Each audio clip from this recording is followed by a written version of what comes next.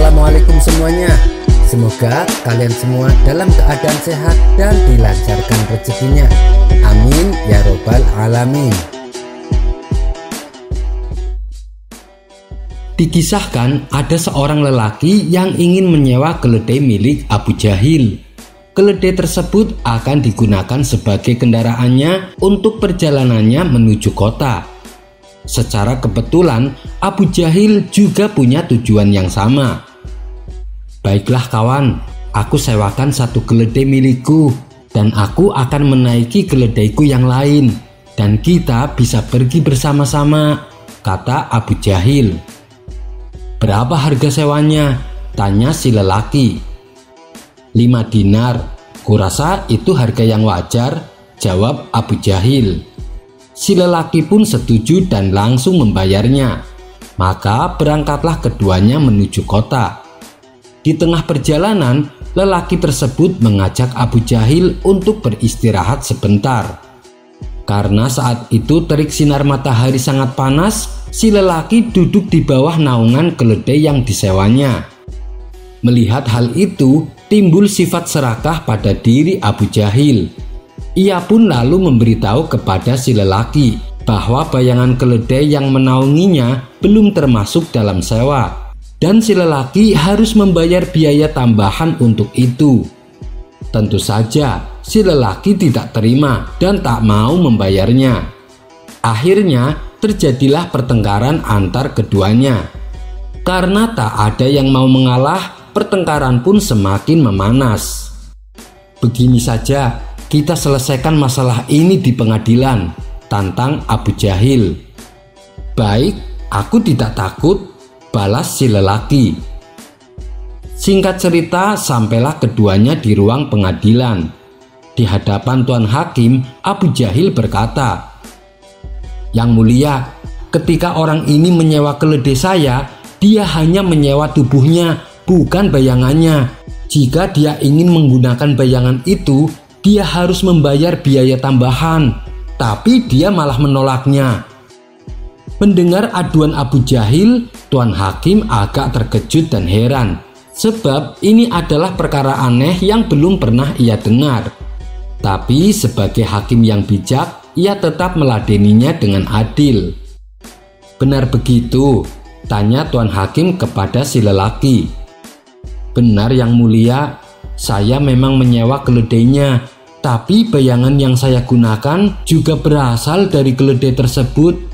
Lalu kenapa saya harus disuruh membayar?" ujar si lelaki. Abu Jahil menyahut, "Karena yang aku sewakan hanya keledainya, bukan beserta bayangannya, jadi harus ada biaya tambahan." Pertengkaran pun kembali terjadi dan kali ini lebih hebat dari sebelumnya. Sementara Tuan Hakim yang tak mau ambil pusing segera memanggil Abu Nawas untuk menyelesaikan masalah ini. Ketika Abu Nawas sudah datang, ia lalu diberitahu Tuan Hakim pokok permasalahan yang sedang diributkan. Kemudian Abu Nawas berkata kepada keduanya, "Aku akan memberikan keputusan yang adil dengan masalah yang menimpa kalian. Wahai Abu Jahil, gugatanmu untuk meminta biaya tambahan itu sudah benar, karena orang ini hanya menyewa keledaimu, bukan beserta bayangannya. Sekarang beritahu aku, berapa biaya tambahan yang kau inginkan?" tanya Abu Nawas. "Sama seperti harga sewa keledai, yaitu 5 dinar, jawab Abu Jahil. "Dan kamu, keluarkan uang 5 dinarmu, perintah Abu Nawas kepada si lelaki. "Tapi ini hanya sisa uang yang aku miliki. Kalau aku memberikannya, besok anak dan istriku akan makan apa?" kata si lelaki menahan tangisnya. "Sudah, turuti saja perintahku," tegas Abu Nawas. Akhirnya dengan terpaksa si lelaki mengeluarkan uang 5 dinar dan menyerahkannya kepada Abu Nawas. "Wahai Abu Jahil, sekarang ikut aku keluar," ajak Abu Nawas. Ketika keduanya sudah berada di luar halaman, Abu Nawas menunjukkan bayangan uang akibat terkena sinar matahari. "Hei Abu Jahil, Kau lihat bayangan uang yang aku pegang? Silahkan ambil bayangan itu sebagai biaya tambahannya, kata Abu Nawas. Kenapa seperti itu? Yang aku minta uangnya, bukan bayangannya, protes Abu Jahil. Dengar ya Abu Jahil, sewa keledai dibayar pakai uang, sewa bayangan keledai juga dibayar pakai bayangan uang, jelas Abu Nawas. Mendengar hal itu, Abu Jahil pun merasa kecewa. Rencana busuknya untuk mendapatkan uang tambahan menjadi gagal gara-gara akal cerdik Abu Nawas. Sementara si lelaki yang tadinya bersedih kini menjadi ceria karena uang 5 dinarnya bisa kembali. Kisah selanjutnya. Dikisahkan ada seorang pencuri yang selalu membuat resah di pasar. Banyak para pedagang dibuat kesal dengan ulah pencuri ini. Pasalnya, barang-barang dagangannya sering berkurang karena dicuri. Bahkan ia tak hanya mencuri barang milik pedagang, tapi terkadang ia juga mencuri barang milik pembeli. Dan yang sering menjadi korban adalah Tuan Hamid, seorang pedagang yang mempunyai toko di pasar. Meskipun berulang kali tertangkap basah, namun si pencuri tak pernah jera. Orang-orang di pasar sebenarnya sudah geram dan ingin menghukumnya. Tapi melihat kondisi tangan kanannya buntung, mereka pun merasa iba dan hanya memberinya teguran. Dengan kekurangannya inilah justru dimanfaatkan si pencuri untuk selalu mengulangi perbuatannya. Lama-kelamaan, orang-orang di pasar tak tahan dengan perilakunya. Tapi mereka bingung bagaimana caranya supaya membuat si pencuri jera. Akhirnya, pada suatu hari, si pencuri kembali tertangkap basah. Ia mencuri barang dagangan milik Tuan Hamid. Orang-orang di pasar pun langsung membawanya ke hadapan Abu Nawas. Bagaimana ini Tuan Abu? Apa yang harus kita perbuat terhadap pencuri ini? Tanya mereka. Kenapa tidak kalian bawa saja ke pengadilan? Biar Tuan Hakim yang memutuskan hukumannya, ujar Abu Nawas. Akan tetapi, orang-orang menolak saran tersebut. Karena bagaimanapun mereka tidak tega bila si pencuri harus mendekam di penjara. Alasannya, mereka kasihan karena si pencuri buntung tangannya. Mereka hanya ingin supaya Abu Nawas membuat si pencuri menjadi jera atas perbuatannya. Abu Nawas lalu bertanya kepada Tuan Hamid selaku korban pencurian. Berapa kerugian yang kau alami? Tuan Hamid menjawab, kerugiannya sih tidak seberapa, tapi dia mencurinya hampir setiap hari. Kemudian Abu Nawas bertanya kepada si pencuri, sudah berapa kali kau tertangkap? Si pencuri dengan santainya menjawab, sudah sering Tuan Abu. Oh begitu, karena kau telah melakukan banyak kesalahan, maka aku akan memberimu hukuman, kata Abu Nawas. Hukuman? Hukuman apa? Tanya si pencuri terkejut. Hukumannya yaitu 100 kali cambukan, jawab Abu Nawas. Sontak si pencuri langsung ketakutan. Apa Tuan Abu tega? Saya ini orang cacat Tuan Abu. Lihatlah, tangan kanan saya buntung, balas si pencuri. Jangan khawatir, saya akan berbuat seadil-adilnya. Hukumannya nanti dibagi 2 dengan Tuan Hamid, timpal Abu Nawas. Maksudnya bagaimana Tuan Abu? Tanya si pencuri tak mengerti. 100 cambukan yang akan kau terima akan dibagi 2 dengan Tuan Hamid.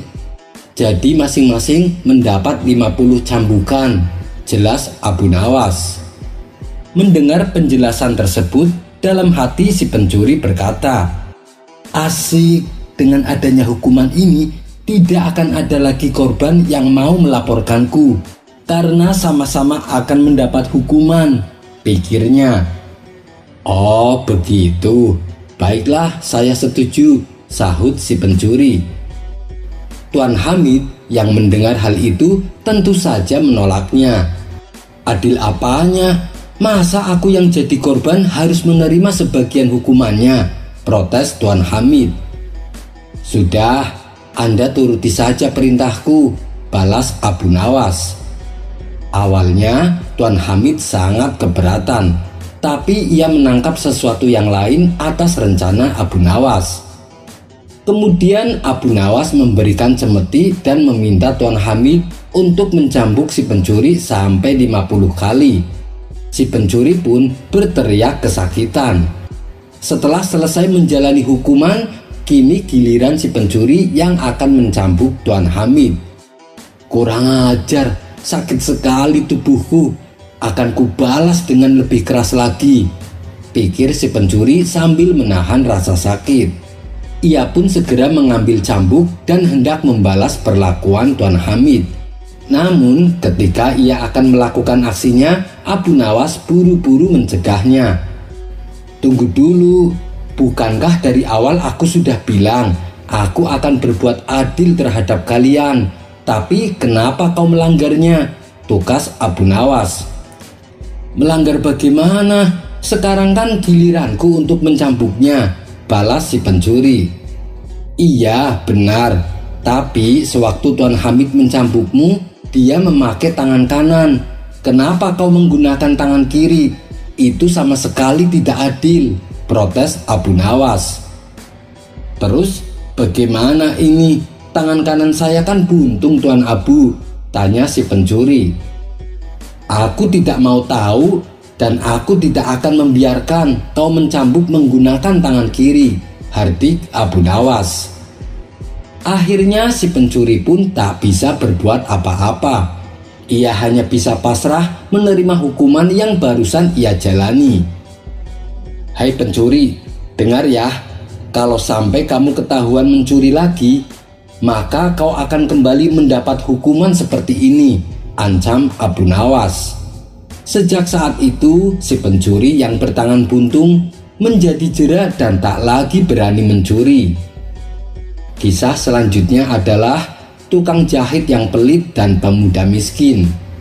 Dikisahkan di sudut kota Baghdad ada seorang penjahit yang sangat profesional. Dia biasa membuat pakaian dengan kualitas tinggi yang sangat bagus dan indah. Penjahit ini menjual hasil jahitannya kepada orang-orang kaya di Baghdad dengan harga yang mahal. Wajar bila pihak istana sering menggunakan jasanya, tentunya dengan bayaran yang tinggi. Dari hasil usahanya inilah si penjahit kini menjadi orang kaya. Suatu hari, seorang pria miskin dari desa datang kepadanya dan berkata, "Tuan, Anda menghasilkan banyak uang dari pekerjaan Anda. Lalu mengapa Anda tidak membantu orang-orang miskin di desa? Lihatlah penjual daging di desa yang tidak punya banyak uang, tetapi setiap hari ia membagikan daging kepada orang miskin. Dan lihatlah penjual sayur, meskipun dia bukan orang kaya, tapi setiap hari dia bersedekah membagikan uangnya kepada fakir miskin." Mendengar perkataan orang tersebut, si penjahit tidak menanggapi dan hanya tersenyum. Bahkan ketika pria miskin itu berpamitan, si penjahit tak memberinya uang sepeser pun untuk bekal perjalanan pulang. Hal inilah yang membuat si pria miskin bertambah menjadi benci. Ia kemudian mengabarkan kepada masyarakat bahwa penjahit yang kaya raya mempunyai sifat bakhil dan pelit, sehingga penduduk desa mulai ikut-ikutan membencinya. Beberapa bulan setelah kejadian itu, si penjahit jatuh sakit. Akan tetapi tidak ada satu penduduk desa pun yang peduli dan membantunya. Mereka justru mencemooh dan mengolok-oloknya. Akhirnya beberapa hari kemudian si penjahit pun meninggal dunia. Dan prosesi pemakamannya hanya dihadiri segelintir orang, yaitu kerabat dekatnya sendiri. Setelah kematian penjahit tersebut, si penjual daging kini tak lagi memberikan daging gratis kepada penduduk desa. Dan ketika mereka bertanya kepada si penjual daging berkata bahwa selama ini si penjahitlah yang secara rutin membeli daging darinya dan memintanya untuk membagikan kepada orang-orang miskin. Setelah si penjahit meninggal, maka berhenti juga sedekah darinya. Mendengar hal ini, orang-orang desa sangat menyesal karena telah berprasangka buruk pada si penjahit. Begitu pula dengan si penjual sayur. Dia yang tadinya sedekah setiap hari, kini berhenti memberikan sedekahnya. Saat orang-orang bertanya kepadanya, si tukang sayur menjawab bahwa uang yang ia sedekahkan adalah milik si penjahit yang diamanatkan kepadanya. "Kenapa kau tak memberitahu kami kalau uang tersebut milik si penjahit?" tanya mereka dengan nada kecewa. "Begini, si penjahit melarangku untuk memberitahu kepada kalian. Tapi karena dia sudah meninggal, maka aku baru berani mengatakannya," ujar si penjual sayur. Orang-orang desa pun merasa semakin bertambah bersalah mendengar pengakuan tukang sayur. Si penjahit yang mereka anggap kikir dan bakhil ternyata seorang yang sangat dermawan. Dari kisah ini memberi kita pelajaran bahwasanya jangan menilai seseorang dari apa yang kita lihat. Bisa jadi orang tersebut memiliki hal-hal baik dalam hidupnya yang kita tidak mengetahuinya. Kisah selanjutnya. Suatu hari ada seorang pencuri yang sangat lihai di kota Baghdad, sehingga sering membuat cemas dan gusar penduduknya. Berbagai cara telah ditempuh untuk dapat menangkap si pencuri, namun nihil, tak ada hasil sama sekali. Sang pencuri tetap saja tidak dapat ditemukan. Tentu saja hal ini semakin membuat khawatir penduduk di sana. Sampai suatu ketika ada salah satu saudagar kaya yang mengadakan sayembara untuk menangkap pencuri tersebut. Sebelumnya saudagar itu telah kehilangan hartanya akibat dicuri. Ia berjanji akan memberikan seluruh harta yang telah dicuri darinya bagi siapa saja yang berhasil menemukan si pencuri.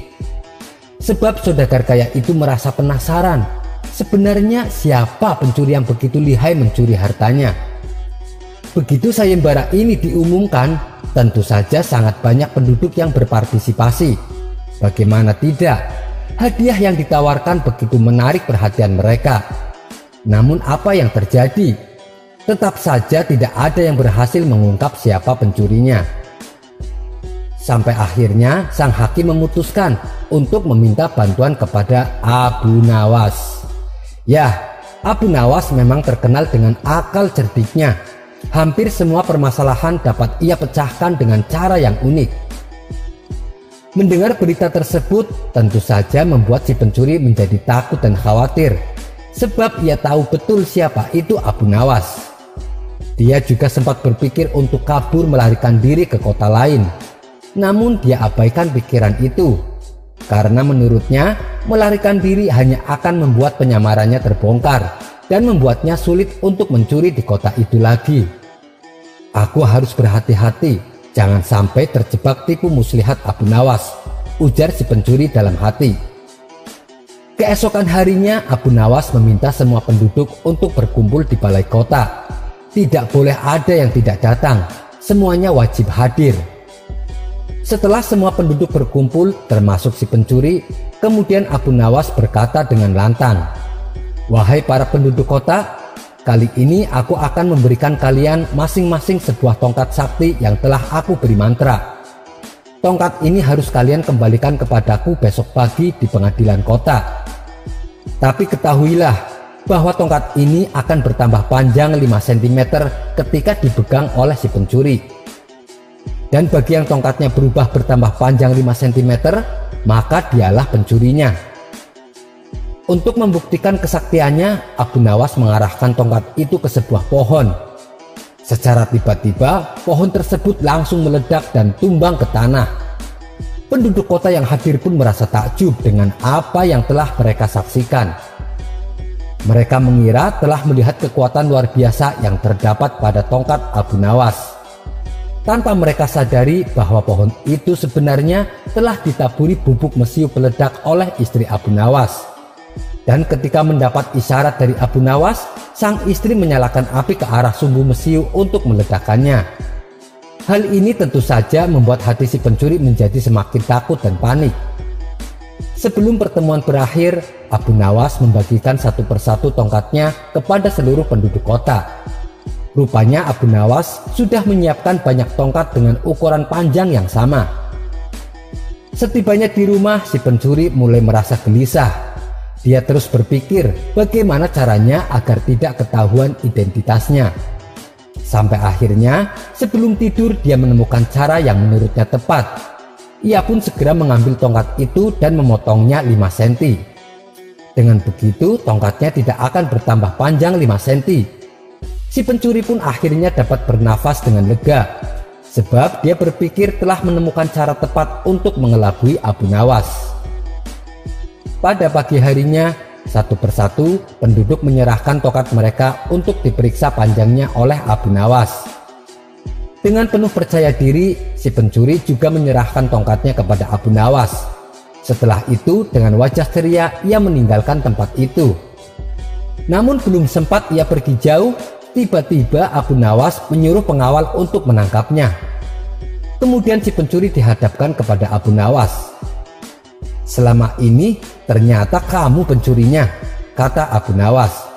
"Kamu telah membuat resah penduduk kota." "Apa buktinya? Jangan asal main tuduh," sanggah si pencuri mencoba mengelak. "Buktinya adalah tongkat kamu berkurang 5 cm, balas Abu Nawas. "Kamu pasti potong tongkat itu 5 cm untuk mengelabui aku dan berharap tongkatnya tidak bertambah panjang agar kamu tidak ketahuan sebagai pencurinya. Tapi ketahuilah, mana ada tongkat bisa panjang dengan sendirinya.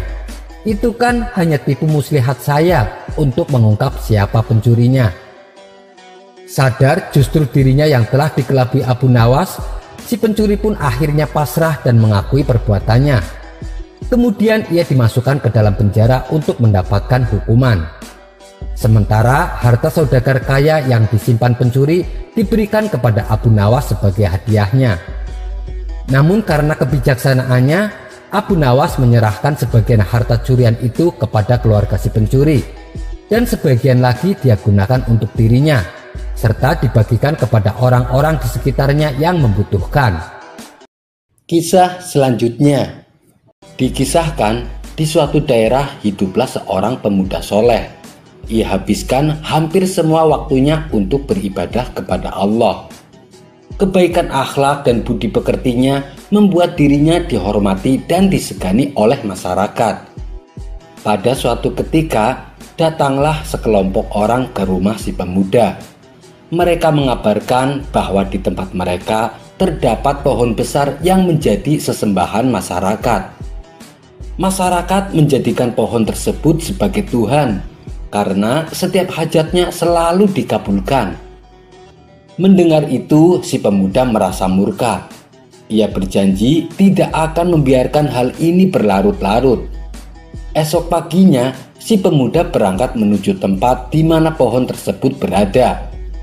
Dengan membawa kapak di tangannya, si pemuda berencana menebang pohon yang menjadi sesembahan orang-orang. Namun, rencana si pemuda tak dibiarkan begitu saja oleh iblis penunggu pohon. Saat si pemuda hampir sampai di tempat tujuan, iblis langsung mencegatnya. Kala itu, iblis menampakkan dirinya sebagai kakek tua. "Hei pemuda, hendak kemana kamu?" tanya sang iblis. "Aku akan menebang pohon yang jadi sesembahan masyarakat," jawab si pemuda. "Untuk apa kau lakukan itu? Bukankah pohon tersebut tidak merugikanmu, tidak pula mengganggu ibadahmu?" kata sang iblis berkilah. "Pohon itu telah membuat orang-orang menyekutukan Allah dan aku tidak akan membiarkan itu terjadi," balas si pemuda. "Apa kepentinganmu dengan pohon itu? Kau rela meluangkan waktu ibadahmu hanya untuk menebang pohon tersebut? Daripada mengurusi pohon yang tidak ada manfaatnya bagimu, lebih baik kamu sibukkan waktumu untuk beribadah kepada Allah," timpal sang iblis. Menebang pohon juga bagian dari ibadahku, supaya manusia tidak tersesat oleh kesirikan, jawab si pemuda. Kalau kamu masih bersikeras untuk menebangnya, berarti kamu harus bertarung denganku, ancam sang iblis. Si pemuda tidak gentar sama sekali dengan ancaman tersebut. Maka terjadilah pertarungan antara iblis dan si pemuda. Tak perlu waktu lama, sang iblis berhasil dikalahkan. Dengan hebatnya, si pemuda membanting iblis dan menduduki dadanya. Hal ini membuat iblis kewalahan dan tak berdaya. Saya minta ampun, lepaskanlah aku, pinta sang iblis. Si pemuda lalu berdiri dan melepaskannya. Hai anak muda, sesungguhnya Allah tidak mewajibkanmu menebang pohon tersebut. Kamu juga tidak menanggung dosa atas orang-orang yang menyembah pohon itu. Lalu untuk apa kau lakukan itu? Bukankah Allah punya para nabi dan rasul yang diutus di permukaan bumi ini? Seandainya Allah menghendaki, niscaya Allah akan mengutus salah satu nabinya dan memerintahkan untuk menebangnya. Tutur sang iblis coba merayu. Apapun perkataanmu, aku akan tetap menebangnya, balas si pemuda dengan tegas. Jengkel dengan jawaban si pemuda, iblis pun kembali menyerangnya. Pertarungan antar keduanya kembali terjadi, dan lagi-lagi iblis harus menanggung kekalahan. Tubuhnya dibanting ke tanah dan dadanya diduduki oleh si pemuda. Untuk kedua kalinya, iblis berteriak minta ampun. Maafkan aku berjanji tidak akan menyerangmu lagi. Aku punya penawaran yang mungkin bermanfaat bagimu, ucap sang iblis. Apa itu? Tanya si pemuda. Lepaskan aku dulu supaya aku bisa mengatakannya, pinta sang iblis. Si pemuda lalu berdiri dan melepaskannya. Aku tahu kamu adalah orang miskin. Kamu sering dikasih makanan oleh kawan-kawanmu. Bukankah kamu ingin membalas perbuatan baik mereka, seperti membantu tetangga-tetanggamu dan tidak lagi membutuhkan orang lain, rayu sang iblis kepada si pemuda. Iya, itu memang benar, kata si pemuda mengiyakan. Kalau begitu, pulanglah dan tinggalkanlah urusan ini. Setiap malam nanti aku akan meletakkan 2 dinar di bawah kepalamu. Saat pagi hari kamu bisa mengambilnya, lalu membelanjakannya untuk dirimu dan keluargamu, serta menyedekahkan untuk teman-temanmu. Hal itu tentu akan lebih bermanfaat bagimu dan bagi kaum muslimin ketimbang menebang pohon yang disembah ini. Apabila kamu menebangnya, hal itu tidak akan membahayakan mereka dan tidak pula memberi manfaat atas teman-temanmu, ujar sang iblis menjelaskan. Sejenak si pemuda terdiam merenungi kata-kata iblis. Yang diucapkan orang ini benar juga. Aku memang bukanlah seorang nabi, sehingga aku tidak wajib menebang pohon ini. Lagi pula Allah pun tidak memerintahkan aku untuk menebangnya, sehingga aku tidak akan berdosa apabila membiarkannya. Dan apa yang ditawarkan memang lebih banyak manfaatnya, pikir si pemuda dalam hati. Baiklah, aku terima tawaranmu, ucap si pemuda. Ia pun lalu pulang ke rumahnya dan tidak jadi menebang pohon. Hari pertama saat ia terbangun dari tidurnya, si pemuda mendapati 2 dinar di bawah kepalanya. Lalu si pemuda mengambil uang tersebut untuk kebutuhan hidupnya. Begitu pula pada keesokan harinya. Akan tetapi pada hari ketiga, ketika ia terbangun dari tidurnya, dia tidak mendapati sesuatu apapun. Merasa kecewa atas kejadian itu, si pemuda menjadi marah dan mengambil kapaknya. Kurang ajar, dia tidak menepati janji, kata si pemuda penuh emosi. Ia pun lalu pergi untuk menebang pohon yang menjadi sesembahan masyarakat. Tapi iblis langsung mencegatnya di tengah jalan. Dengan menyamar sebagai lelaki tua, iblis bertanya kepada si pemuda. Mau kemana kamu? Tanya sang iblis. Aku akan menebang pohon itu, jawab si pemuda. Sesungguhnya kamu tidak akan mampu melakukannya. Coba saja kalau kau berani, tantang iblis kepada si pemuda. Mendengar jawaban iblis, si pemuda bertambah emosi. Ia pun menyerang iblis menggunakan kapak di tangannya.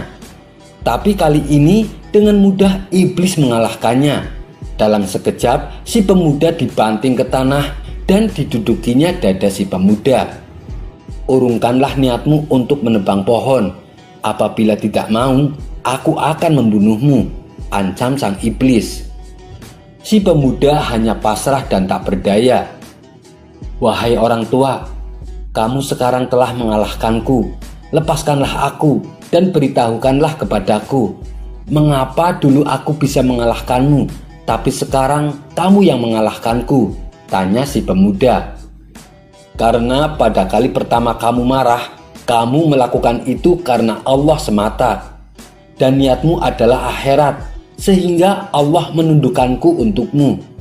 Tetapi kali ini kamu marah demi dirimu sendiri dan demi dinar-dinar yang aku hentikan untukmu. Mendengar penjelasan sang iblis, si pemuda pun akhirnya menyadari kesalahannya. Itulah kisah pertarungan antara iblis dan pemuda ahli ibadah. Dari kisah tersebut kita bisa mengambil pelajaran bahwa bila kita melakukan suatu perbuatan karena Allah, maka Allah pasti akan memberi kekuatan kepada kita. Misalnya, ketika kita akan menghadapi permasalahan hidup, apapun itu masalahnya, dan kita menghadapinya karena Allah, Allah pasti akan memberikan kekuatan kepada kita tanpa kita sadari. Kisah ini terdapat dalam kitab Ihya Ulumuddin, karya ulama besar yang bernama Imam Al-Ghazali. Wallahu a'lam bishawab. Kisah selanjutnya. Suatu kali Abu Nawas bersama teman-temannya diundang mengikuti sebuah pesta di rumah seorang Yahudi. Pesta tersebut berlangsung meriah. Ada tarian hingga pentas musik. Tentu saja Abu Nawas larut dalam acara itu. Tak salah bila kelelahan kemudian menerpa Abu Nawas dan teman-temannya. Ketika para tamu telah kehausan, tuan rumah Yahudi itu kemudian menyuguhkan kopi. Masing-masing mendapatkan secangkir kopi, termasuk Abu Nawas. Dan ketika Abu Nawas akan minum, ia terkejut dan kaget. Karena tanpa sebab tiba-tiba ia ditampar oleh Yahudi itu. Namun suasana gembira menjadikan Abu Nawas tidak menghiraukan hal tersebut. Rasa haus pun semakin dirasakan oleh Abu Nawas. Ia kemudian akan meminum kembali kopi yang dihidangkan tadi. Kejadian serupa datang. Abu Nawas kembali ditampar. Tentu saja ia kelabakan. Dan ternyata tamparan tersebut berlangsung berkali-kali setiap Abu Nawas akan meminum kopinya. Sampai-sampai Abu Nawas tidak sempat meminumnya hingga pesta berakhir. Ketika dalam perjalanan pulang, Abu Nawas menggerutu. Jahat benar kelakuan Yahudi itu, main tampar seenaknya saja. Padahal dia sendiri minumnya seperti binatang. Kelakuan seperti itu jangan sampai dibiarkan berlangsung di kota Baghdad. Abu Nawas kemudian memutar otak untuk memberi pelajaran kepada tuan rumah Yahudi itu. Keesokan harinya, Abu Nawas datang ke istana untuk menemui Raja Harun al-Rasyid. Di hadapan sang raja, Abu Nawas berkata, "Paduka yang mulia, ternyata di negeri Paduka ini ada suatu permainan aneh yang belum pernah hamba jumpai." Baginda Raja bertanya, "Di mana tempatnya wahai Abu Nawas? Tapi ingat, kamu jangan mempermainkan aku." Abu Nawas menjawab, "Di tepi hutan sana Paduka yang mulia." "Baiklah, nanti malam kita ke sana," balas sang raja. Abu Nawas kemudian berkata, "Tapi ada syaratnya Paduka yang mulia. Paduka yang mulia harus memakai baju seperti rakyat biasa, dan kita hanya pergi berdua saja supaya tidak menimbulkan rasa curiga." Tentu syarat ini malah menimbulkan kecurigaan baginda. Ia pun memberi peringatan kepada Abu Nawas. "Hei Abu Nawas, kamu jangan mempermainkan aku. Nanti kamu akan mendapatkan balasannya." "Tidak Baginda yang mulia," tukas Abu Nawas. Mereka berdua sepakat pergi setelah sholat Isya. Maka berangkatlah keduanya ke rumah Yahudi itu. Dan benar, setelah sampai di sana, mereka berdua mendapati pesta yang cukup meriah. Abu Nawas dan Baginda Raja dipersilahkan masuk. Setelah keduanya bergabung dalam pesta tersebut, Baginda Raja disuruh tuan rumah Yahudi untuk menari. Namun Baginda Raja menolaknya. Akibatnya Baginda Raja ditampar kedua pipinya oleh Yahudi itu. Kejadian ini membuat sang raja sadar bahwa dirinya telah dikerjai oleh Abu Nawas. Namun apa daya, ia hanya berdua tanpa para pengawal. Maka kemudian sang raja memenuhi ajakan Yahudi itu untuk menari. Tak lama tubuh Baginda Raja pun penuh dengan keringat. Rasa haus mulai datang. Setelah kehausan, barulah kopi datang dan disuguhkan oleh tuan rumah Yahudi. Melihat hal ini, Abu Nawas tahu apa yang akan terjadi selanjutnya. Ia pun keluar dengan alasan ingin kencing. Maka tinggallah Baginda Raja sendirian. Batin Abu Nawas berkata, biar Baginda tahu sendiri apa yang dikerjakan oleh rakyatnya. Salahnya sendiri. Kenapa tidak pernah tahu apa yang sesungguhnya terjadi pada rakyatnya? Ia hanya percaya pada laporan para menterinya. Sementara itu, Baginda Raja yang ditinggal sendiri merasakan hal yang sama dengan Abu Nawas. Tatkala akan minum kopi, Baginda Raja ditampar oleh Yahudi itu. Begitu juga ketika akan meminumnya kembali. Maka tamparan kedua mendarat di pipi Baginda Raja. Namun Baginda Raja hanya diam saja. Sesaat kemudian Baginda Raja melihat Yahudi itu minum seperti binatang, yaitu dengan menghirupnya sambil ketawa-ketawa. Apa boleh buat, aku seorang diri dan tak mungkin melawan Yahudi sebanyak itu, ucap Baginda Raja dalam hati. Setelah larut malam, Baginda Raja kemudian pulang ke istana dengan berjalan kaki seorang diri. Abu Nawas benar-benar kelewatan. Akan aku balas nanti, gumam Baginda dalam hati. Keesokan harinya, Baginda memerintahkan prajurit untuk memanggil Abu Nawas. Setelah Abu Nawas berada di hadapannya, dengan geramnya Baginda Raja menghardik Abu Nawas. Abu Nawas, apa yang kamu lakukan tadi malam sungguh mempermalukan aku. Apa alasanmu sehingga engkau berbuat begitu kepadaku? Abu Nawas menjawab, ampun Baginda Raja, alasan saya adalah ingin memberikan laporan yang jujur bahwa ada sesuatu yang tidak beres di masyarakat. Tapi saya bingung bagaimana cara melaporkannya, karena malam sebelumnya hamba mendapatkan perlakuan yang sama. Apabila hamba berkata secara jujur, takutnya Baginda tidak percaya. Maka saya memutuskan biar Baginda sendiri yang mengalaminya langsung. Mendengar jawaban tersebut, Baginda Raja tidak dapat membantah. Ia mengakui selama ini para menterinya hanya melaporkan kabar baiknya saja. Setelah itu, Baginda Raja langsung memerintahkan prajuritnya untuk menjemput si Yahudi dan menghukumnya. Kisah selanjutnya, tersebutlah di negeri Baghdad ada seorang saudagar yang sangat pelit. Dia adalah tetangganya Abu Nawas. Padahal kekayaan hartanya sangat berlimpah. Akan tetapi ia enggan bersedekah meskipun hanya sedikit. Rumahnya yang megah dan mewah berdiri kokoh di antara rumah-rumah kumuh milik tetangganya. Namun demikian, orang itu tak punya rasa belas kasihan. Ia justru memandang sebelah mata melihat kondisi para tetangganya yang hidup dalam kemiskinan. Abu Nawas yang tidak suka dengan perilaku tetangganya yang bakhil itu berniat untuk mengerjainya. Beberapa hari kemudian, Abu Nawas pergi ke rumah orang tersebut. Sesampainya di depan gerbang rumahnya, ia berteriak mengucapkan salam. Assalamualaikum, izinkan saya masuk. Mendengar ada teriakan dari luar, tuan rumah mendekati gerbang rumahnya. Ternyata yang datang adalah Abu Nawas. Ia pun langsung menyambutnya dengan ramah. "Waalaikumsalam Abu Nawas, silahkan masuk." "Tumben kamu main ke rumah saya," ucapnya berbahasa basi.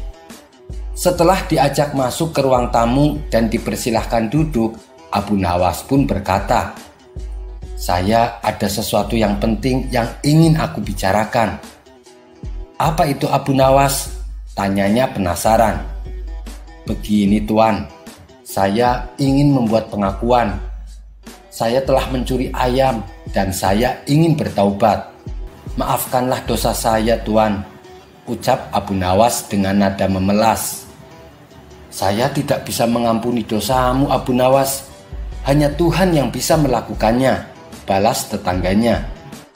"Lalu apa yang harus aku lakukan dengan ayam curian ini?" tanya Abu Nawas kembali. "Kembalikanlah ayam itu kepada pemiliknya Abu Nawas," jawab tetangganya. "Oh begitu ya, maukah Tuan mengambil ayam ini?" pinta Abu Nawas. "Tidak Abu Nawas, saya sudah bilang, kembalikan saja kepada pemiliknya," ucap tetangganya menegaskan. "Jadi Tuan benar-benar tidak mau menerima ayam ini?" tanya Abu Nawas. "Sekali tidak tetap tidak Abu Nawas," jawab tetangganya mulai emosi. "Benar nih Tuan tidak mau?" tanya Abu Nawas memastikan. "Iya betul Abu Nawas, saya tidak mau," jawab tetangganya. "Lantas bagaimana kalau pemiliknya tetap bersikeras tidak mau menerima ayam ini?" tanya Abu Nawas kembali. "Begini saja Abu Nawas, kalau misalkan si pemilik ayam bersikeras tidak mau menerima ayamnya, kamu bawa pulang saja ayam itu dan rawatlah baik-baik," balas tetangganya. "Oh baiklah Tuan, terima kasih atas sarannya." Kemudian Abu Nawas pun pulang ke rumah dengan membawa ayamnya. Sementara tetangganya masuk ke dalam rumah. Setelah masuk ke dalam rumah, betapa kagetnya ia melihat ayamnya hilang satu. "Kurang ajar Abu Nawas, ternyata yang ia curi adalah ayam saya," kata tetangganya dalam hati. Esok harinya tetangganya itu mendatangi rumah Abu Nawas. "Hei Abu Nawas, yang kau curi ternyata ayamku ya. Sini cepat kembalikan," pinta tetangganya. "Tidak bisa, kamu sendiri yang telah memberikannya padaku. Kan sudah berulang kali aku menawarkan agar kamu mau menerima ayamnya, tapi selalu kau tolak. Lalu kamu menyarankan untuk kubawa pulang. Lagian ayamnya juga sudah kupotong dan kujadikan hidangan ayam goreng," ujar Abu Nawas. "Awas kamu Abu Nawas, akan kubalas perbuatanmu nanti," kata tetangganya penuh emosi. Ia pun lalu pergi meninggalkan rumah Abu Nawas. Kisah selanjutnya. Suatu kali Baginda Raja kedatangan dua orang tamu. Mereka berdua adalah seorang raja dari negeri tetangga. Pertemuan ketiga raja tersebut membahas mengenai kerjasama tentang perdagangan. Setelah perbincangan yang serius selesai, tibalah waktunya obrolan santai. "Kalian tahu tidak, saya mempunyai prajurit yang sangat pemberani. Mungkin prajurit kalian tidak ada yang sepemberani prajurit saya," ujar raja pertama. Baginda Raja dan raja kedua pun penasaran. Mereka berdua lalu bertanya kepada raja pertama, "Memangnya prajurit Anda sehebat apa?" Raja pertama menjawab, "Prajurit saya, dia berani berenang di tengah kerumunan buaya yang sedang lapar dan dia berhasil selamat." "Oh, kalau cuma itu sih, prajurit saya juga tidak kalah berani," timpal raja kedua. "Aku pernah menyuruh prajuritku bertarung melawan 8 ekor singa, di mana ke-8 ekor singa tersebut sedang kelaparan. Dia bertarung dengan tangan kosong dan dia berhasil menang.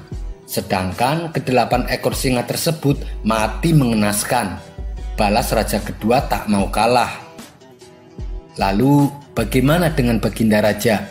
Apakah Baginda Raja punya prajurit yang pemberani?"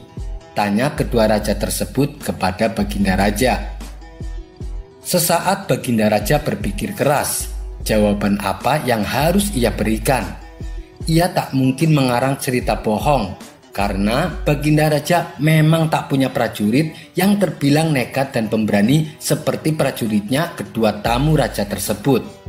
Tapi ia juga gengsi kalau prajuritnya dibilang penakut. Akhirnya terlintas di benak Baginda sosok Abu Nawas. Saya punya seseorang yang sangat pemberani, padahal ia bukan prajurit terlatih, apalagi ahli perang, jawab Baginda Raja. Kedua tamu raja itu pun heran dan kagum. Betulkah? Siapa dia? Tanya mereka berdua penasaran.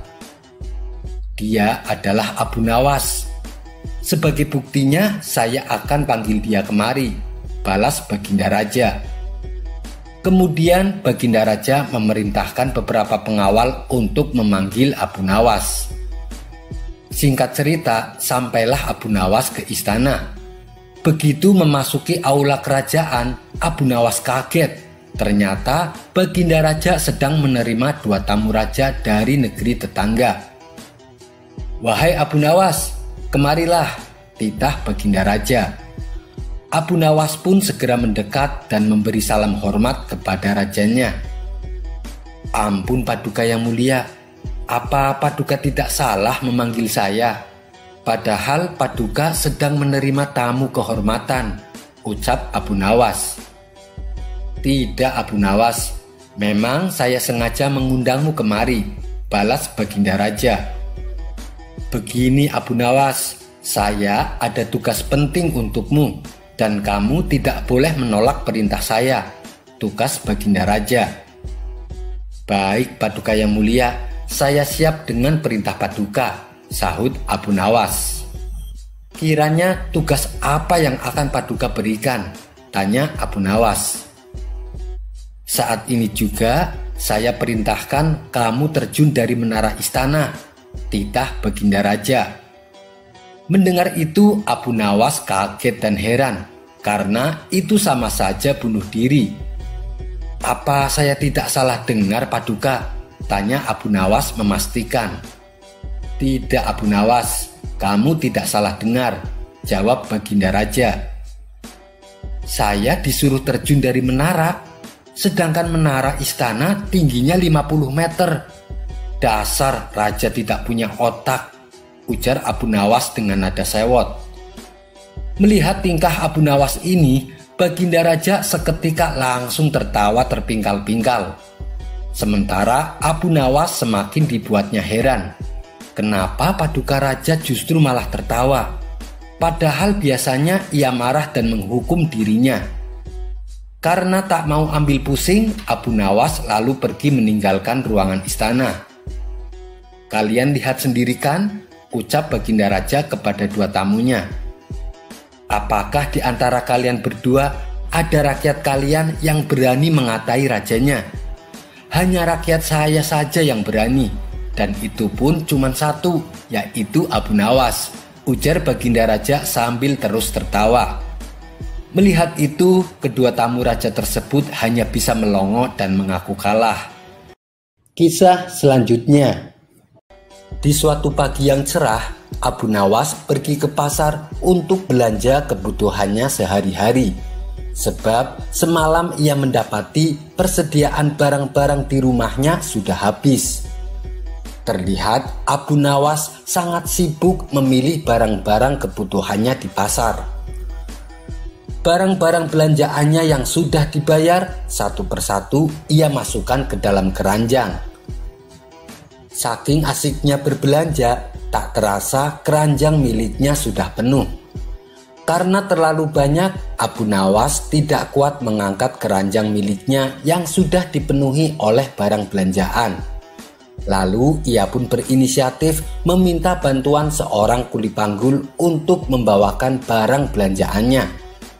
Abu Nawas menoleh ke kanan dan ke kiri mencari seorang kuli panggul. Hingga pada akhirnya pandangannya tertuju kepada seorang lelaki yang berbadan kekar dan tegap. Ia berpikir orang tersebut pastilah kuat untuk membawakan belanjaannya yang berat hingga sampai di depan rumahnya. "Hei kamu, kemari, tolong bawakan belanjaan saya, nanti kamu saya beri upah," ucap Abu Nawas. "Baik tuan," balas orang tersebut. Abu Nawas pun lalu pulang bersama kuli panggul yang membawakan barang belanjaannya. Abu Nawas berjalan di depan mendahului si kuli panggul, sekalian menunjukkan arah menuju tempat tinggalnya. Abu Nawas terlalu asik berjalan dengan santai, sampai ia tidak menyadari kalau si kuli panggul sudah tidak berjalan di belakangnya. Kuli panggul tersebut kabur membawa keranjang penuh belanjaan milik Abu Nawas. Seminggu pun berlalu. Abu Nawas mencoba mengikhlaskan dan melupakan kejadian itu. Hari ini ia kembali ke pasar untuk kembali belanja kebutuhannya sehari-hari. Saat ia sedang asik memilih-milih barang, tiba-tiba salah satu kawannya menghampiri. "Hei Abu Nawas, aku tadi melihat orang yang mencuri belanjaanmu minggu lalu," kata kawannya kepada Abu Nawas. "Mana orangnya?" tanya Abu Nawas. "Itu dia, ayo kita tangkap dan suruh dia ganti rugi," ajak kawannya. Namun yang dilakukan Abu Nawas membuat kawannya heran. Ia justru berlari dan bersembunyi di sebuah warung untuk menghindari kuli panggul yang membawa lari belanjaannya. Ia bersembunyi di sana sampai si kuli panggul pergi meninggalkan pasar. Barulah setelah itu Abu Nawas keluar dari persembunyiannya dengan membuang nafas yang lega. "Sebenarnya apa sih yang kamu lakukan? Kenapa kamu malah bersembunyi?" tanya kawannya heran. "Begini kawan, kuli panggul itu sudah membawakan keranjang belanjaanku selama seminggu, sedangkan aku belum sempat memberi dia upah. Aku takut dia akan menagih upahnya. Pasti tujuan dia ke pasar untuk mencariku, makanya aku bersembunyi," jawab Abu Nawas. Mendengar penjelasan Abu Nawas, kawannya itu berlalu meninggalkannya dan berkata, "Kamu memang aneh Abu Nawas." Kisah selanjutnya. Menjelang pagi hari, suasana kota Baghdad cukup ramai. Seperti biasanya, orang-orang berlalu lalang melakukan berbagai aktivitas mereka. Sementara Abu Nawas memutuskan untuk sedikit berkeliling di sekitar tempat ia tinggal. Cuaca yang cerah seolah mendukung kegiatan Abu Nawas berjalan keliling menyusuri kota. Sesekali dia tersenyum dan berhenti sejenak, manakala ada salah seorang menyapanya. Karena sikapnya ini, tidak heran bila banyak orang yang mengenalnya sebagai sosok yang ramah kepada siapapun. Meskipun Abu Nawas terkenal sebagai cendekiawan pandai, belum lagi dia adalah penyair yang masyhur, tapi Abu Nawas mau bergaul dengan siapa saja. Hal itulah yang membuat dirinya dihormati dan disegani oleh masyarakat. Saat sedang asik menikmati suasana pagi, tanpa sengaja Abu Nawas melewati depan rumah hakim kota. Rumahnya megah dan besar, seperti layaknya rumah pejabat pada umumnya. Kebetulan Tuan Hakim sedang duduk santai di halaman rumahnya. Hakim kota ini terkenal pandai dan sangat bijak dalam memutuskan persoalan. Bisa dikatakan dialah satu-satunya hakim cendekiawan di kota Baghdad. Melihat Abu Nawas lewat di depan rumahnya, Tuan Hakim segera menyapanya. "Hei Abu Nawas, mau kemana?" tanya Tuan Hakim. "Biasalah Tuan, jalan-jalan menghilangkan rasa suntuk," jawab Abu Nawas. "Tunggu Abu Nawas, jangan pergi dulu," cegah Tuan Hakim. "Memangnya ada apa Tuan? Sepertinya penting sekali," tanya Abu Nawas. "Sini, mampir ke rumahku. Ada yang ingin saya tanyakan," ujar Tuan Hakim. Abu Nawas lalu diajaknya masuk dan dipersilahkan duduk di ruang tamu. Karena tidak terbiasa duduk di kursi yang empuk dan mewah, membuat Abu Nawas agak canggung. Hakim kota itu lalu mulai mengutarakan pemikirannya kepada Abu Nawas. Seandainya manusia mau mematuhi hukum dan etika, pastilah dunia menjadi aman dan tentram. Mendengar ucapan Tuan Hakim, Abu Nawas buru-buru membantahnya. Bukan manusia yang mematuhi hukum Tuan Hakim, tapi sebaliknya, justru hukumlah yang seharusnya menyesuaikan kemanusiaan. Hakim kota mencoba berkelit untuk membenarkan pendapatnya. Ia ingin menguji kecerdasan Abu Nawas dengan mengajaknya adu argumentasi. Begini saja Abu Nawas, Anda kan terkenal sebagai cendekiawan.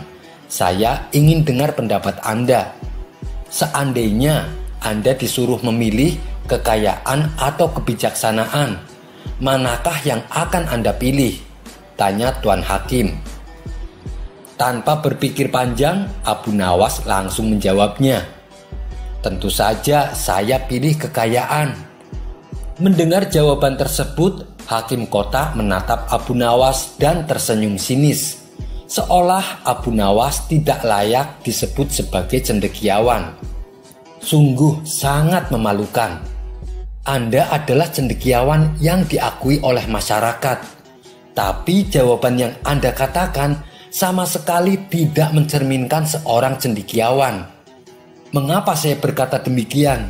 Karena Anda lebih memilih kekayaan dibandingkan kebijaksanaan, tutur Tuan Hakim. Namun dengan santainya Abu Nawas balik bertanya, kalau Tuan sendiri, apa yang akan Tuan pilih? Kekayaan atau kebijaksanaan? Tentu saja saya akan memilih kebijaksanaan, jawab Tuan Hakim tegas. Sesaat Abu Nawas menatap Tuan Hakim dengan penuh senyuman. Terbukti bukan? Semua orang akan memilih untuk mendapatkan apa yang belum dimilikinya, ujar Abu Nawas. Abu Nawas pun menutup perbincangan mereka berdua dan pamit pergi kepada Tuan Hakim. Sementara Tuan Hakim tak bisa berkata apa-apa mendengar penuturan Abu Nawas. Memang tidak salah kalau masyarakat menganggap Abu Nawas sebagai cendekiawan yang pintar dan cerdik, gumam Tuan Hakim dalam hati. Kisah selanjutnya. Abu Nawas terkadang dianggap sebagai orang yang bodoh. Itu disebabkan karena perilaku dan perkataannya yang seringkali di luar nalar. Namun sebenarnya Abu Nawas adalah orang yang pintar dan cerdas.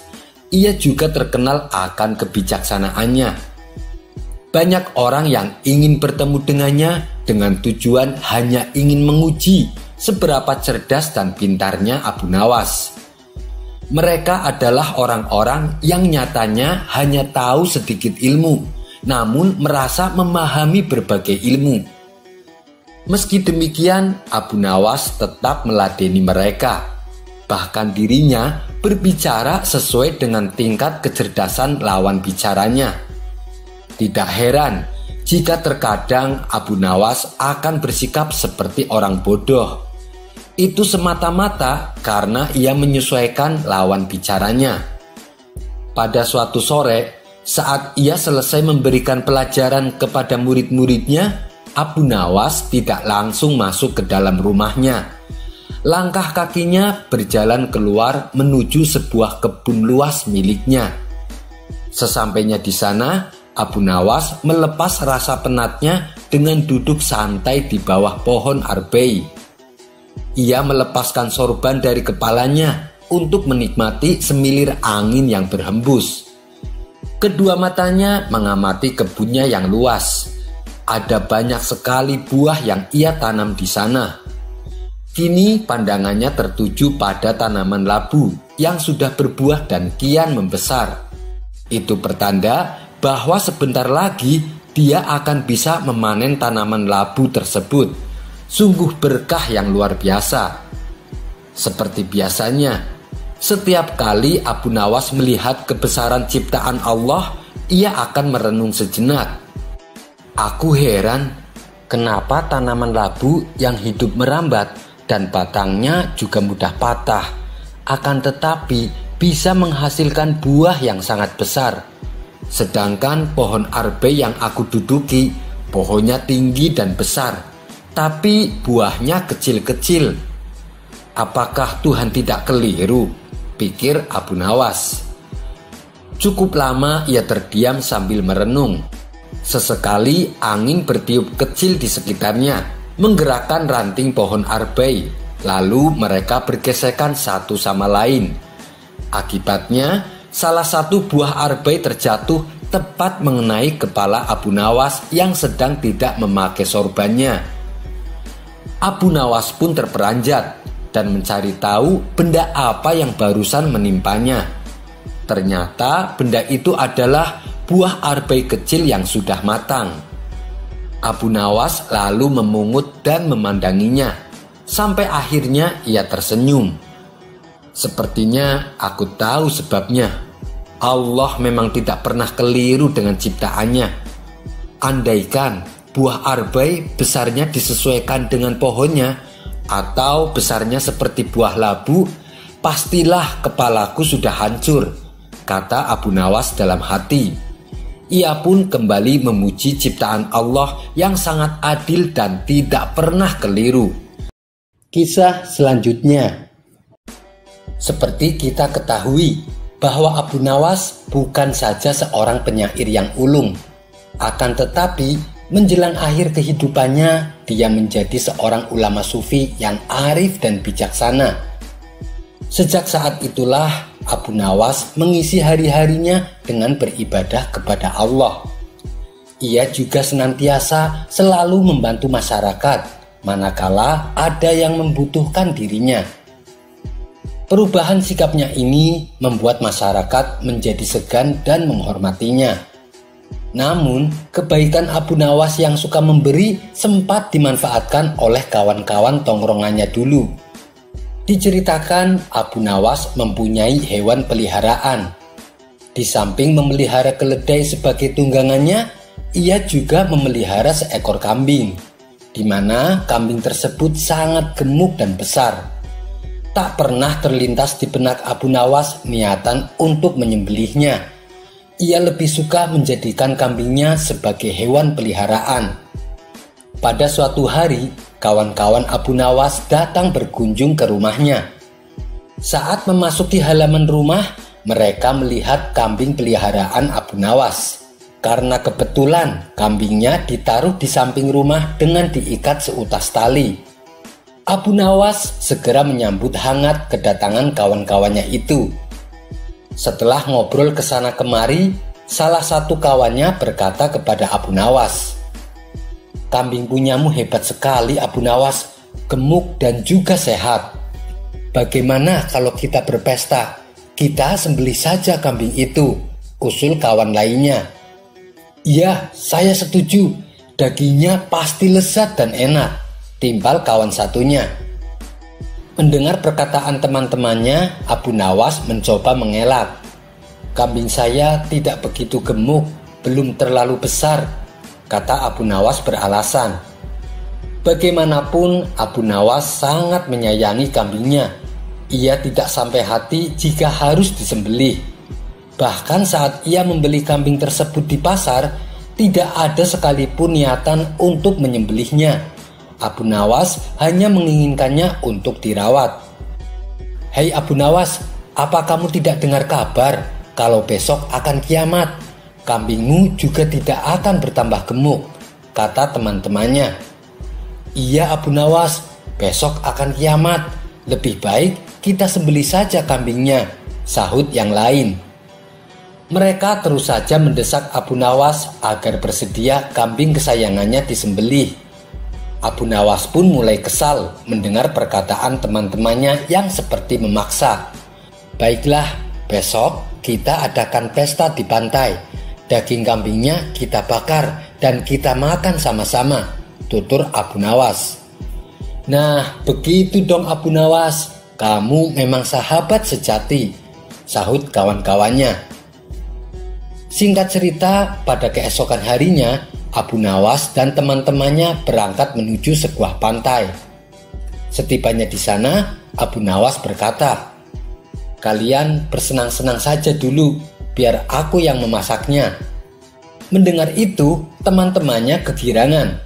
Mereka segera melepas baju dan berenang di tepian pantai. Saat mereka sedang asik berenang, diam-diam Abu Nawas mengambil semua baju temannya.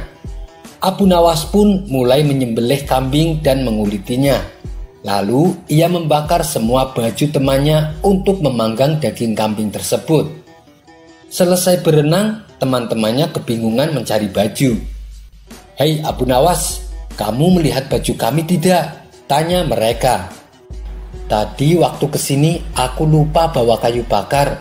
Sebagai gantinya aku bakar baju kalian untuk memanggang daging kambing," ujar Abu Nawas. "Kamu gila ya Abu Nawas? Masa kami harus pulang dengan keadaan telanjang?" ucap mereka sewot. "Percayalah padaku, kalian sudah tidak akan membutuhkan baju. Karena kata kalian hari ini akan kiamat bukan?" timpal Abu Nawas. Teman-temannya hanya bisa bengong mendengar jawaban Abu Nawas.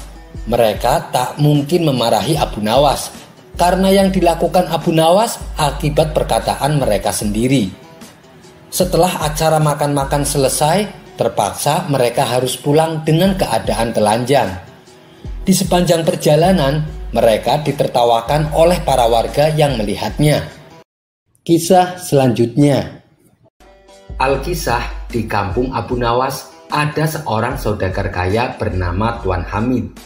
Hartanya melimpah dan mempunyai peternakan yang besar. Semua kekayaan yang dimilikinya tak membuatnya lupa diri. Ia tetap rajin beribadah. Ia juga sering menyantuni fakir miskin dan anak-anak yatim. Meskipun Tuan Hamid hidup bergelimang harta, tapi ia selalu merasa kesepian. Apalagi setelah wafatnya sang istri karena menderita suatu penyakit. Dari pernikahannya dulu, Tuan Hamid tidak dikaruniai seorang anak. Inilah yang membuat Tuan Hamid bingung kepada siapa ia harus mewariskan semua kekayaannya. Hingga pada akhirnya Tuan Hamid mempunyai inisiatif untuk mencari anak angkat. Keinginannya itu lalu ia ungkapkan kepada Abu Nawas. "Bagaimana menurutmu Abu Nawas bila aku mengangkat seorang anak untuk menjadi anak asuhku? Aku sudah tua Abu Nawas. Mungkin umurku sudah tidak lama lagi. Aku ingin supaya semua hartaku ada yang mewariskannya," tutur Tuan Hamid. "Itu bagus dan saya sangat mendukungnya," timpal Abu Nawas. "Tapi aku bingung Abu Nawas," ujar Tuan Hamid. "Bingung kenapa?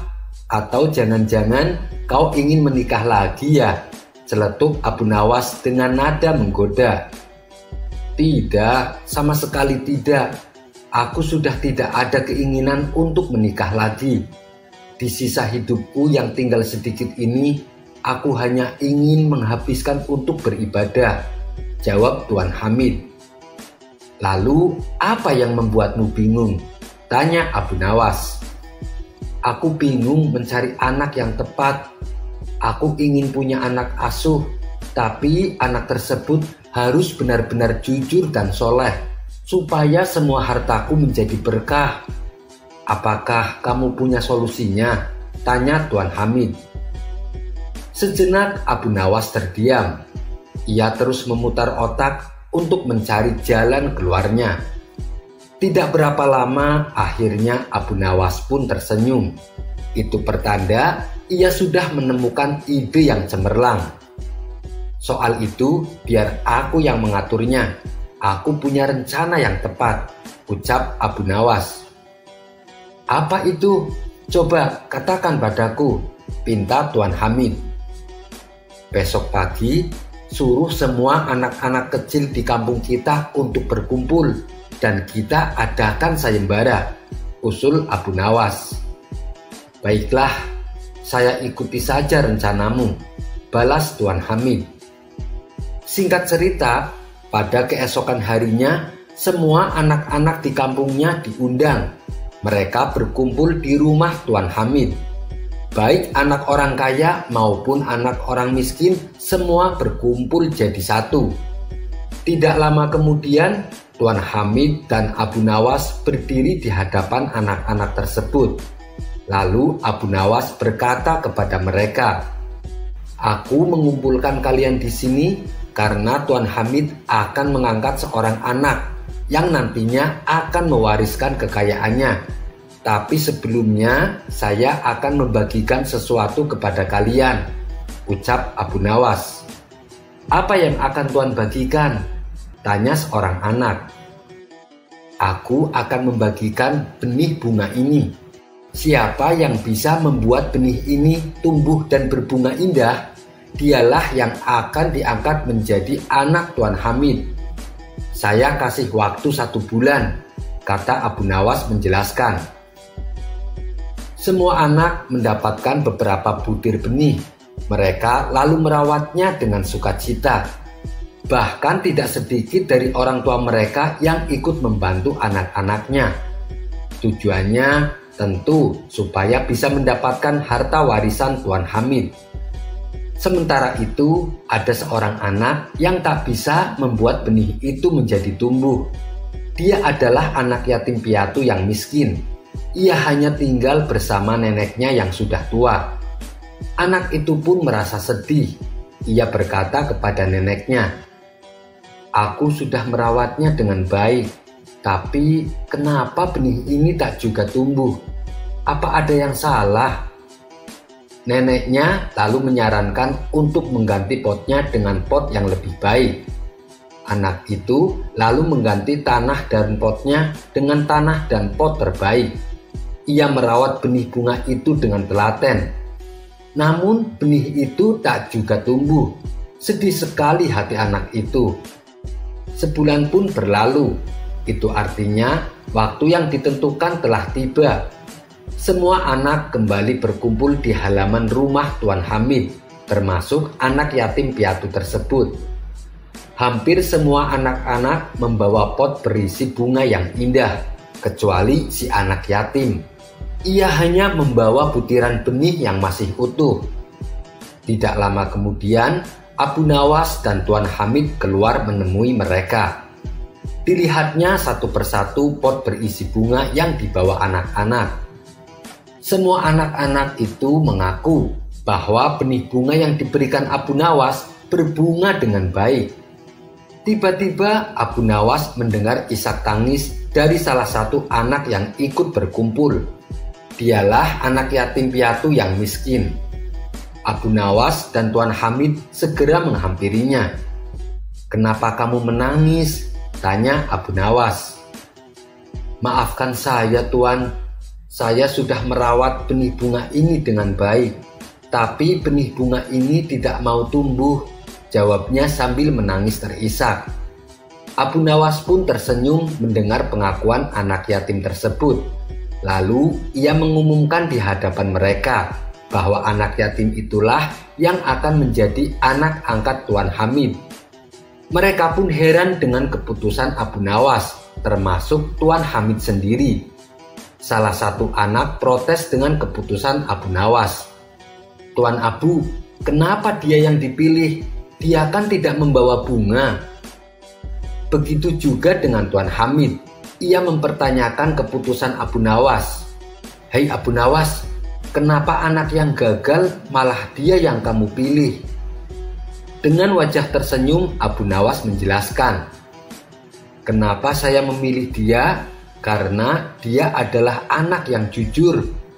Benih yang aku bagikan kepada kalian sebenarnya sudah kurebus. Jadi tidak mungkin benih itu bisa tumbuh, apalagi sampai berbunga," jelas Abu Nawas. Semua anak yang hadir merasa malu.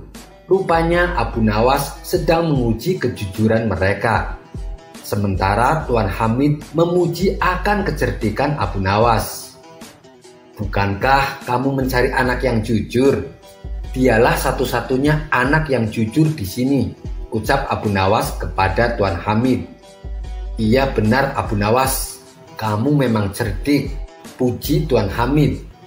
Anak yatim tersebut akhirnya diangkat menjadi anak Tuan Hamid. Kisah selanjutnya.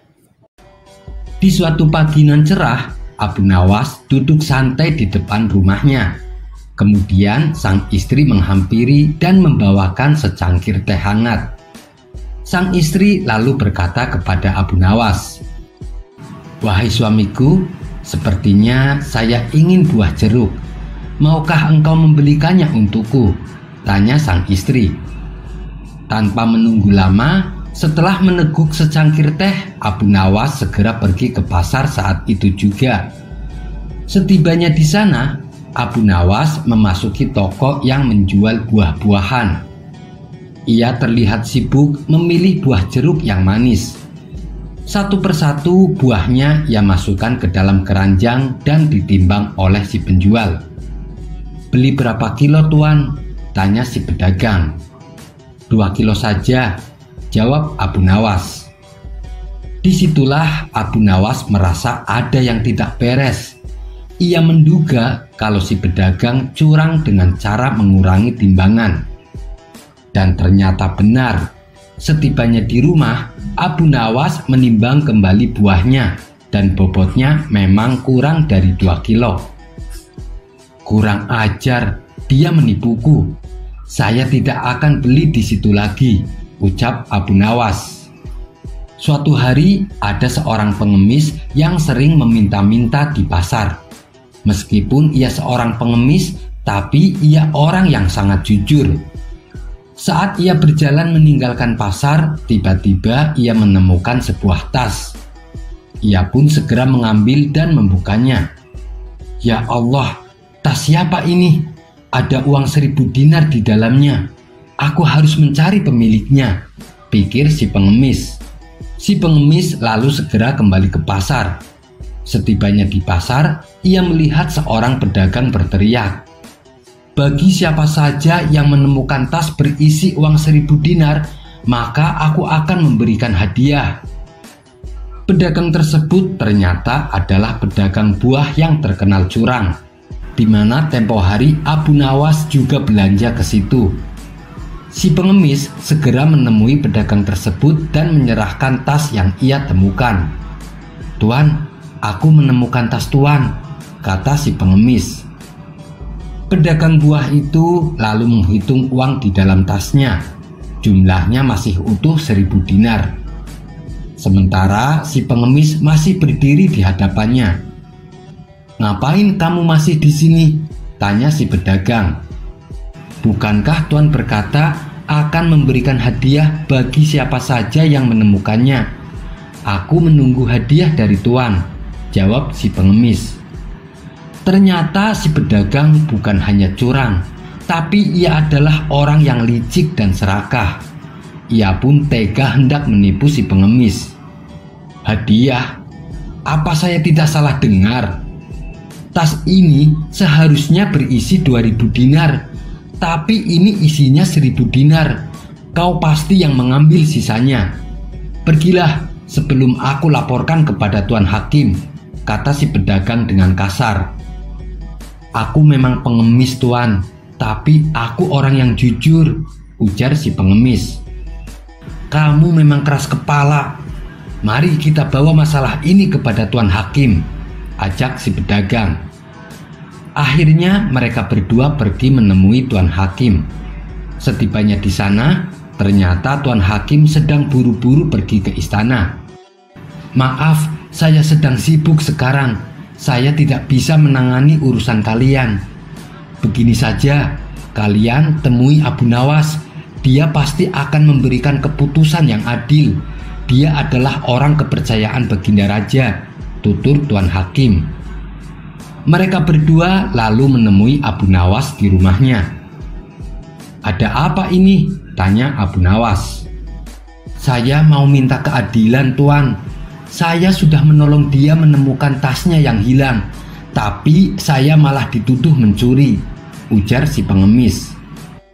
Dia memang mengembalikan tas saya, tapi isinya berkurang. Seharusnya ada 2000 dinar, tapi tinggal 1000 dinar.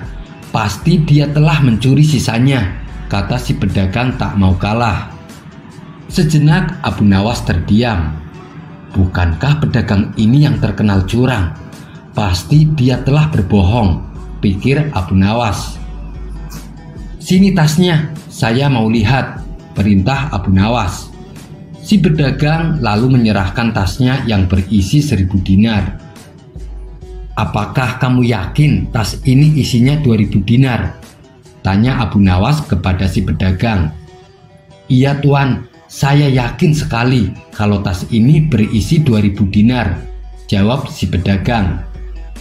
Dan kamu, apa kamu yakin tas yang kamu temukan berisi 1000 dinar? Tanya Abu Nawas kepada si pengemis. Benar tuan, jawab si pengemis. Kamu sama sekali tidak mengambil uangnya? Tanya Abu Nawas kembali. Sumpah tuan, saya tidak mengambilnya. Saya memang pengemis, tapi saya orang yang jujur, jawab si pengemis. Dia bohong tuan, tas itu seharusnya berisi 2000 dinar, sergah si pedagang. Sudah, begini saja. Saya mau tanya sekali lagi. Kamu yakin tas kamu berisi 2000 dinar? Tanya Abu Nawas kepada si pedagang.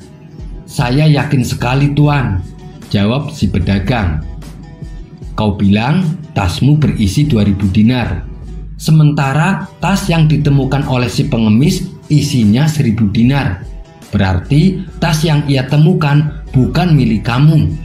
Sekarang tas ini akan saya serahkan kepada si pengemis. Dialah pemilik tas tersebut karena ia telah menemukannya, kata Abu Nawas. Tapi tuan, tas itu persis punya saya, balas si pedagang. Tas seperti itu banyak dijual di pasar. Bukan hanya kamu saja yang memiliki tas seperti itu. Sekarang lebih baik kamu pulang, atau aku adukan kamu kepada Baginda Raja kalau kamu sering curang saat berdagang, ancam Abu Nawas. Mendengar itu, si pedagang langsung pucat pasi. Daripada ia harus menerima hukuman, lebih baik ia kehilangan uang 1000 dinar jatuh ke tangan si pengemis. Kisah selanjutnya. Pagi itu, Abu Nawas terlihat sangat bahagia. Pasalnya kemarin ia baru saja mendapat hadiah dari Baginda Raja. Ia pun berencana mentraktir kawan-kawannya di warung tempat ia biasa nongkrong bersama mereka. Dengan wajah ceria, ia pergi menuju warung tersebut. Setibanya di sana, Abu Nawas tidak mendapati satupun kawannya di tempat itu. Kemana orang-orang? Kenapa sepi sekali? Tanya Abu Nawas kepada pemilik warung. Mereka semua lagi pada pergi ke lapangan Abu Nawas. Katanya sih ada pertunjukan menarik, jawab si pemilik warung. Karena penasaran, Abu Nawas segera bergegas menuju lapangan. Benar saja, ternyata di lapangan ramai orang-orang berkumpul menyaksikan sebuah pertunjukan. Ada kerumunan apa di sana? Tanya Abu Nawas kepada salah satu warga.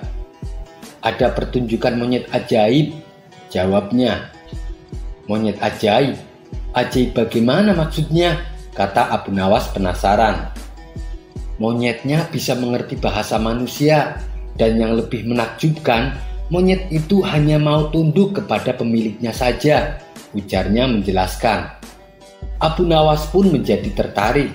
Ia penasaran ingin menyaksikan kecerdikan dan keajaiban binatang itu. Abu Nawas mulai merangsek ke tengah kerumunan para penonton, dan sampailah ia di barisan terdepan. Karena begitu banyak penonton yang menyaksikan pertunjukan itu, sang pemilik monyet dengan bangga menawarkan hadiah yang cukup besar bagi siapa saja yang sanggup membuat monyet itu mengangguk. Tidak heran bila banyak di antara para penonton mencoba maju satu persatu. Mereka berupaya dengan beragam cara untuk membuat monyet itu mengangguk. Tetapi usaha mereka sia-sia. Monyet itu tetap menggelengkan kepalanya. Melihat kegigihan monyet itu, Abu Nawas semakin penasaran. Bukankah katanya monyet tersebut bisa mengerti bahasa manusia? Aku tahu caranya, pikir Abu Nawas. Ayo, siapa lagi yang mau mencobanya? Teriak si pemilik monyet. Dengan percaya diri, Abu Nawas langsung maju ke depan. Setelah berhadapan dengan monyet, Abu Nawas bertanya, "Tahukah engkau siapa aku?" Monyet itu menggeleng. "Apakah engkau tidak takut kepadaku?" tanya Abu Nawas kembali. Monyet itu tetap menggeleng. "Apakah engkau takut kepada tuanmu?" tanya Abu Nawas memancing. Mendengar pertanyaan tersebut, monyet itu menjadi dilema. Kalau ia menggelengkan kepala, nanti ia dituduh berani kepada tuannya. Kalaupun ia mengangguk, ia berarti melanggar perintah tuannya. Akhirnya si monyet hanya terdiam. "Bila kamu tetap diam, maka akan aku laporkan kepada tuanmu," lanjut Abu Nawas mulai mengancam. Akhirnya monyet itu terpaksa menganggukkan kepalanya. Atas keberhasilannya membuat monyet mengangguk, Abu Nawas pun mendapat hadiah yang telah dijanjikan. Bukan main marahnya pemilik monyet itu, hingga ia memukuli binatang yang malang tersebut. Hari berikutnya, ia ingin menebus kekalahannya. Kali ini ia melatih monyetnya untuk mengangguk. Bahkan ia mengancam akan menghukum berat monyetnya bila sampai terpancing penonton untuk menggelengkan kepalanya, terutama oleh Abu Nawas. Tak peduli apapun pertanyaan yang diajukan penonton, si monyet diperintah harus selalu mengangguk. Kalau sampai melanggar lagi, ia diancam akan mendapatkan hukuman yang lebih keras. Hari yang ditentukan akhirnya tiba. Si pemilik monyet mulai mempertontonkan kelucuan dan kepintaran monyet miliknya. Para warga yang menyaksikan sangat terhibur dengan aksi pertunjukan tersebut, termasuk Abu Nawas sendiri. Setelah beberapa pertunjukan selesai, kini tibalah sayembara untuk kedua kalinya.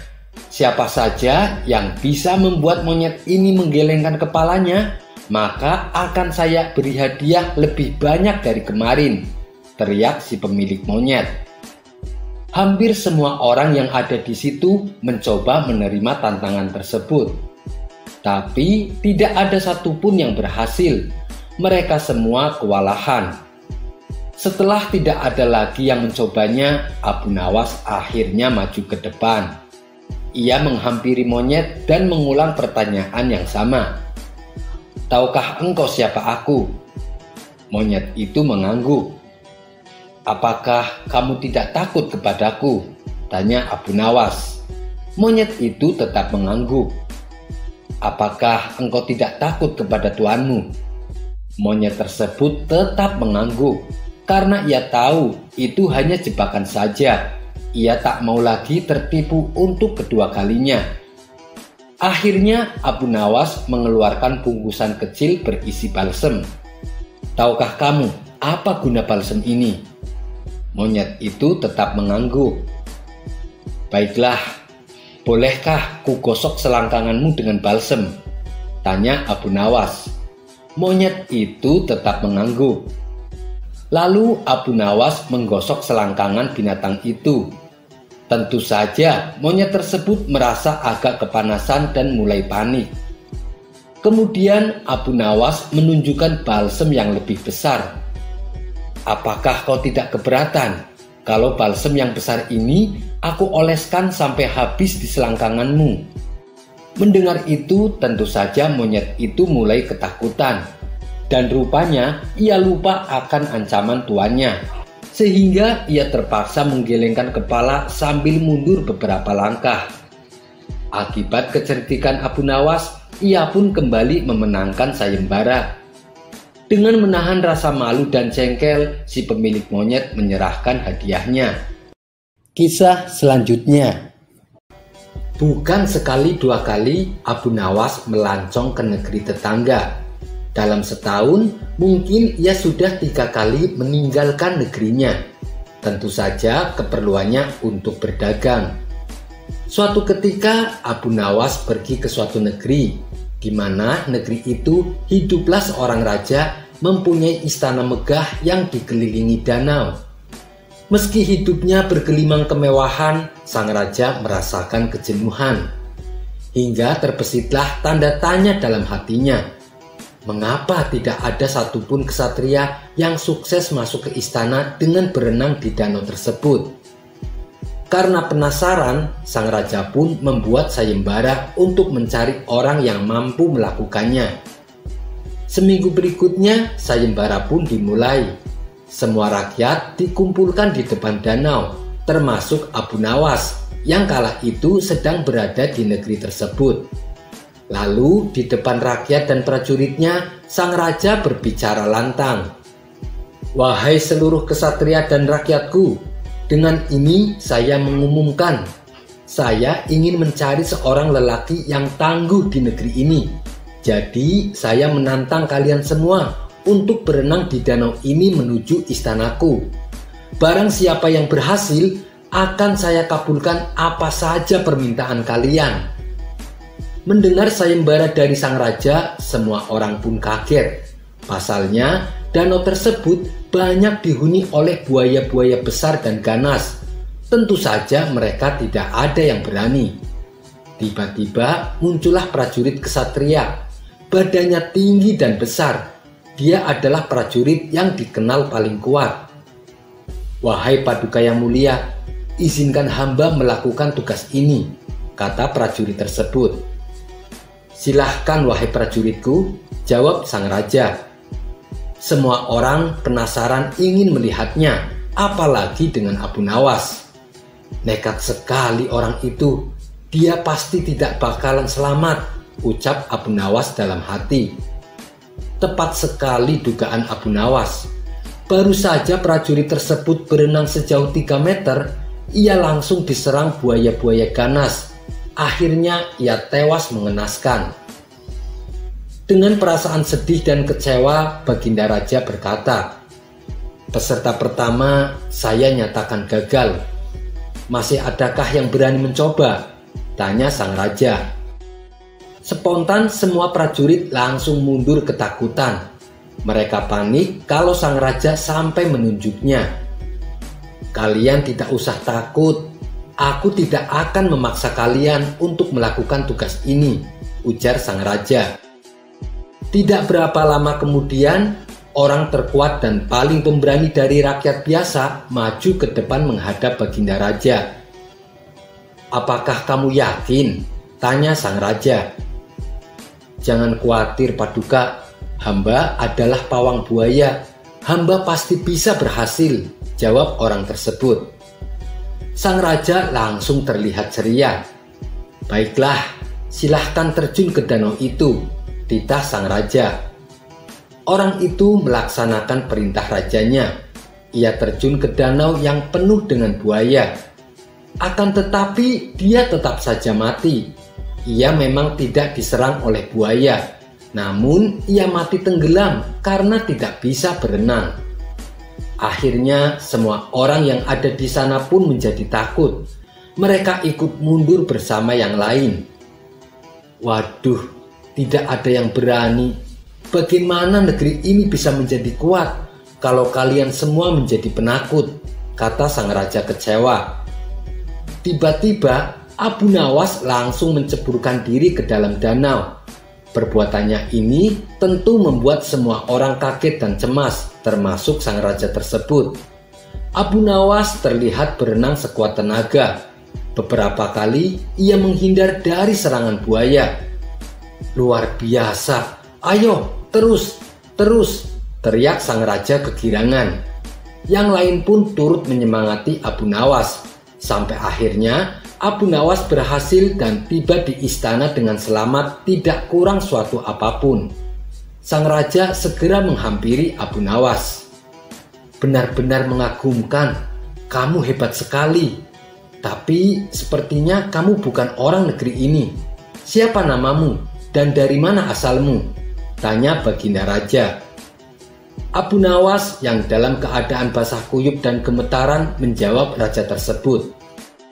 "Nama saya Abu Nawas, saya dari negeri Baghdad," jawab Abu Nawas. "Baiklah, meskipun kamu bukan orang sini, tapi saya akan tetap menepati janjiku. Sekarang, apa yang kau inginkan?" tanya Baginda Raja. "Saya ada satu permintaan," balas Abu Nawas. "Apa itu?" "Apakah kau ingin menikah dengan putriku?" tanya sang raja. Bukan itu," jawab Abu Nawas. Sang raja sedikit terkejut. Bagaimana mungkin sang putri yang cantik jelita ditolaknya mentah-mentah? "Apa kau ingin istana dan hartaku?" tanya sang raja mulai cemas. "Itu juga bukan. Aku tidak menginginkan semua itu," sahut Abu Nawas. Sang raja lega mendengarnya. Ia pun kembali bertanya kepada Abu Nawas, "Lalu apa yang kau inginkan?" Dengan wajah penuh amarah, Abu Nawas menjawab, "Saya ingin tahu siapa yang tadi mendorongku hingga aku terjatuh ke danau." Sekian dulu perjumpaan kita kali ini. Sampai bertemu lagi di kisah selanjutnya. Terima kasih yang sudah subscribe dan setia menonton channel ini.